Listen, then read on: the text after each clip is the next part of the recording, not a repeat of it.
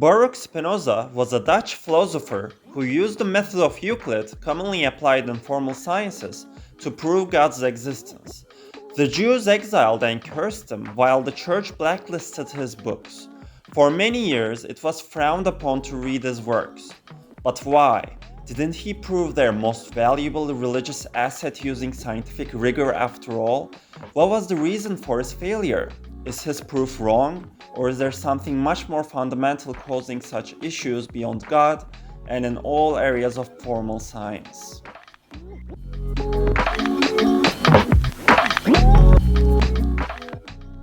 Spinoza used the method of Euclid in his greatest work, the Ethics, to make his proof. That is, the utilization of formal deduction on a list of definitions and axioms to generate true propositions. Definitions are the names we give to formal ideas.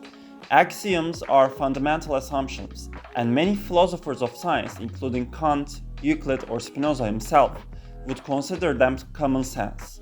However, there is no one way to build the definitions and axioms so that they make sense. There are many ways. For example, vector algebra is one way in which space is described. The numbers we are accustomed to are called scalars, and a new object called a vector is introduced. There is a unique dot product and cross product for vectors different from multiplication. Another way to describe space is quaternion algebra. In here, there is no differentiation between scalars and vectors. A number is basically composed of 4 dimensions, 3 dimensions of space and 1 dimension corresponding to the scalars in vector algebra.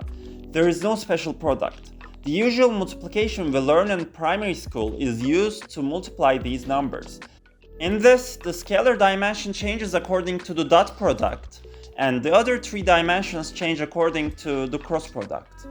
Completely different sets of definitions and axioms are used, but they each represent a different flavor of what we may call reality. Thus, it is noteworthy that Spinoza's ethics is only a universal ethical stance when considered as a whole with its axioms. If your situation requires a different set of axioms, your ethics will be a different flavor of it.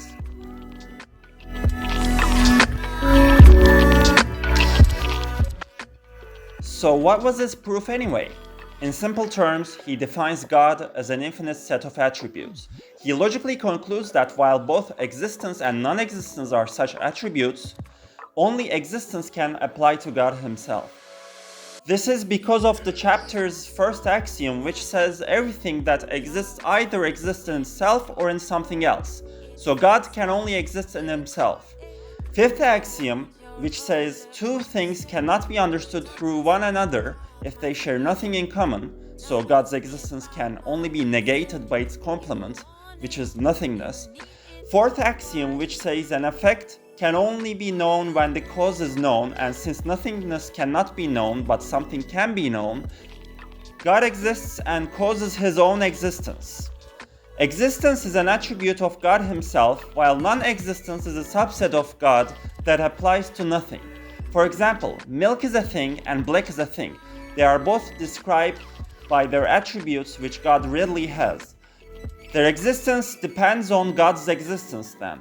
However, the intersection of black milk carries the attribute of non-existence, which God also has. This was his proof, and no doubt is formally correct. He even uses this to propose further ethical arguments. What went wrong here then?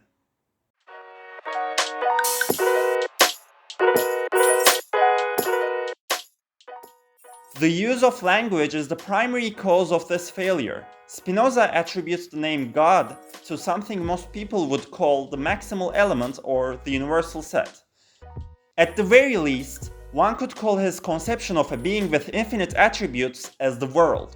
Additionally, his proposition that God is not a sentient being but a mathematical object worsened his position in religious spheres.